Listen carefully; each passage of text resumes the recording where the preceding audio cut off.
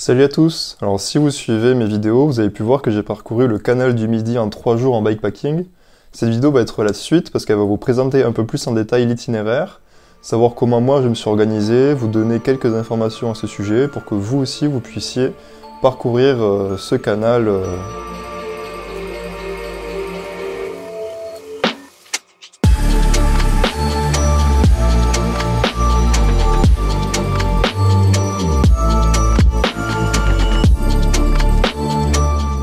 Donc au cours de cette vidéo, on va aborder le parcours, la difficulté, les différentes étapes que vous allez pouvoir faire et en combien de jours vous allez pouvoir faire l'itinéraire, le revêtement, le balisage, comment se rendre sur l'itinéraire, tout un tas d'informations vraiment utiles. Il faut savoir aussi que j'ai écrit pas mal d'articles à ce sujet sur mon blog, donc vous pouvez les retrouver dans la description de la vidéo.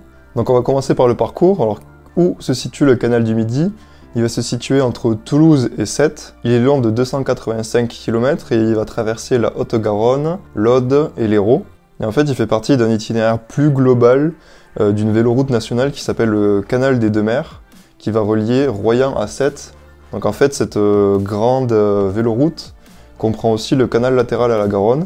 Et du coup, vous allez pouvoir relier la mer Méditerranée à l'océan Atlantique uniquement sur des pistes cyclables en longeant le canal. Ce qui est bien avec cet itinéraire, c'est que vous avez d'autres liaisons avec d'autres véloroutes. Comme je l'ai dit, il y a le canal latéral à la Garonne, et si vous allez jusqu'à l'océan, vous allez pouvoir après emprunter l'Eurovélo 1 ou la Vélodyssée.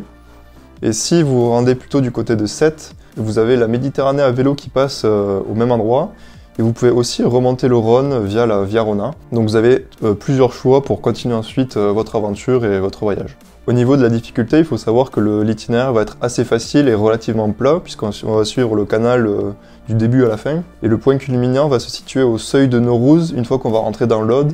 C'est le point culminant du canal et c'est le point de partage des eaux. Et en fait, d'un côté, l'eau va s'écouler vers Toulouse, et de l'autre côté, l'eau va s'écouler vers Béziers et vers la mer Méditerranée. Au niveau des étapes, si on se rend sur France Vélo Tourisme, on se rend compte que l'itinéraire est divisé en 12 étapes. Alors 12 c'est vraiment beaucoup trop je pense, moi je l'ai parcouru en 3 jours, sachant que je me suis arrêté à Béziers et pas à Sète, donc il faudra rajouter un dernier jour pour faire cette dernière section. Moi je voulais un peu plus vous détailler 4 étapes thématiques de cet itinéraire. En fait ça va pas être le nombre d'étapes que vous allez pouvoir faire le jour où vous allez partir sur cet itinéraire, mais ça va être on va dire 4 étapes clés qui ont une certaine caractéristique que je voulais vous détailler ici. Donc la première, ça va être entre Toulouse et Port-Lauragais, donc dans le département de la Haute-Garonne. Il faut savoir que sur cette section d'à peu près 50 km, on va voir une très bonne piste cyclable goudronnée. Donc ça va être vraiment très roulant, donc c'est vraiment bien et on va pouvoir bien avancer sur cette section. Le petit point négatif, ça va être qu'on longe une grande partie du temps l'autoroute qui sera en Narbonne. Donc on va entendre pas mal les camions, les voitures qui circulent juste à côté. Donc si vous voulez être en 100% dans la nature, c'est un peu raté. La deuxième étape va être entre Port-Lauragais et Homs. Et en fait, sur cette section, on va quitter la piste cyclable pour arriver sur un chemin de halage. Donc un chemin en gravier ou en cailloux, ça dépend les sections. Et justement, le plus gros problème, ça va être ça, c'est que ça va pas être très praticable si vous avez un vélo de route. Donc on va revenir sur le vélo à choisir plus tard dans la vidéo. Et il faut savoir qu'il va y avoir beaucoup de trous, de racines, ça va être souvent des petits chemins, ou sinon des chemins avec du gros gravier, donc ça va être difficile de rouler sur ces sections. Donc il faut être prévenu, il faut savoir que ça existe et que c'est comme ça, donc si vous êtes bien préparé, il n'y aura pas de problème, mais il faut le savoir. La troisième étape, ça va être entre Homs et Béziers, ça va toujours être du chemin de halage, mais je trouvais que ça roulait beaucoup mieux, que le chemin est vraiment beaucoup plus praticable, souvent du gravier compacté, et on va pouvoir bien rouler. Et j'ai trouvé que c'était beaucoup mieux. La partie la plus problématique, ça va être entre Port-Lauragais et Homs. Et c'est aussi là où vous allez retrouver pas mal de points d'intérêt sympathiques, comme Castelnaudary ou Carcassonne. Donc c'est un choix. Donc la quatrième étape, ça va être entre Béziers et Sète. Alors j'ai pas parcouru cette étape, mais de ce que j'ai pu voir sur internet, c'est de nouveau de la piste cyclable, et vous allez pouvoir parcourir cet itinéraire le long de la mer Méditerranée, donc ça va être très sympathique, et vous allez pouvoir terminer votre voyage comme ça. La prochaine grande question à laquelle on va répondre, ça va être en combien de jours vous allez pouvoir faire cet itinéraire. Donc ça va être mon point de vue, mais ça peut vous donner quelques pistes de réflexion. Donc le premier point, c'est si vous êtes sportif et que vous voulez faire cet itinéraire en mode bikepacking, donc en faisant de grandes distances à vélo et sur de longues heures, vous allez pouvoir parcourir cet itinéraire en 3 jours, comme moi je l'ai fait.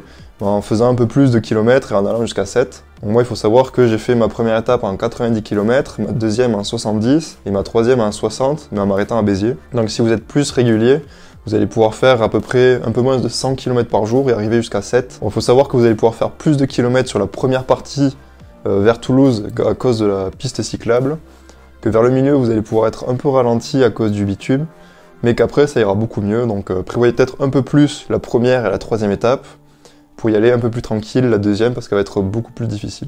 Si vous voulez prendre cet itinéraire plus en mode cyclotourisme, avoir le temps de s'arrêter à quelques endroits et profiter tout simplement, je vous conseille de faire l'itinéraire en 5-6 jours. Donc en 5 jours, vous allez avoir une moyenne à faire de 52 km. Si vous voulez le détail des étapes, j'ai fait un article à ce sujet, donc vous pouvez aller le voir dans la description. Mais comme précédemment, je vous conseille de faire plus de kilomètres vers Toulouse et vers Sète, là où le bitume est vraiment bien, et de prendre plus le temps au milieu de votre parcours, puisque le bitume va être moins bien, que ça va être là où vous allez pouvoir vous arrêter à Carcassonne, à Castelnaudary. Si vous voulez vraiment profiter, vraiment prendre du temps pour visiter les villes et les différents endroits le long du canal du Midi, je vous conseille de faire le canal du Midi en 7 jours. Donc ça va vous faire une moyenne de 37 km environ. Et ça va vraiment vous laisser le temps de découvrir la gastronomie, manger à des restaurants, visiter en profondeur des villes. Vous allez vraiment prendre le temps, pouvoir bien vous reposer le soir. Concernant le type de vélo que vous allez pouvoir prendre le long du canal du Midi, personnellement j'ai pris un vélo de course en acier sur lequel j'ai mis une section de pneus un peu plus large de type vélo tout chemin pour pouvoir passer par les chemins les plus compliqués.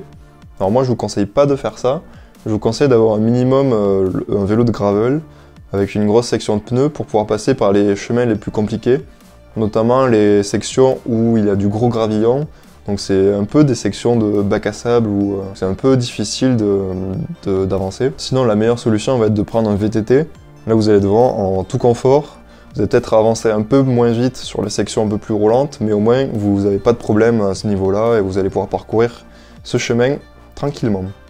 Alors, concernant les balisages, je n'en ai pas trouvé entre Toulouse et avant Béziers. Donc sur les 3/4 du parcours que j'ai fait, je n'ai pas trouvé de balisage, j'ai rien trouvé. Donc il faut savoir que le chemin il longe le canal du Midi, donc de base c'est assez facile de se repérer. En fait le plus gros problème que j'ai eu c'est de savoir sur quelle voie il faut être, sur la voie de droite ou sur la voie de gauche. En fait quand il y a un pont le long du canal du Midi, des fois il faut passer sur l'autre rive et le chemin continue sur l'autre côté. Mais de temps en temps en fait il va y avoir des chemins de part et d'autre du canal. Il faut savoir lequel continue plus loin. Il va jusqu'à Béziers et à Sète. Et souvent, on n'a pas cette information. Donc à chaque fois, j'ai dû sortir mon téléphone pour pouvoir vérifier où continuer le chemin.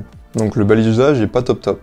Lors de mon 3e jour de voyage, j'ai pu commencer à voir des panneaux qui indiquaient Béziers ou Carcassonne. Mais ça a été seulement ce jour-là. Les 2 jours d'avant, je n'ai rien vu. Si vous comptez parcourir le canal du Midi, je vous conseille de faire attention sur quelle rive vous vous situez. Par moment, le chemin va s'arrêter sur une rive, ou d'autres fois, il va être mieux entretenu d'un côté que de l'autre. Donc c'est à vous de voir et à vous de gérer ça. Un autre problème qui est un peu lié, ça va être les nombreux travaux qu'il y a sur le long du canal du Midi, en tout cas quand je l'ai fait en février 2023. Il faut savoir que les platanes qui longent le canal sont malades, et donc ils les replantent petit à petit sur certaines portions.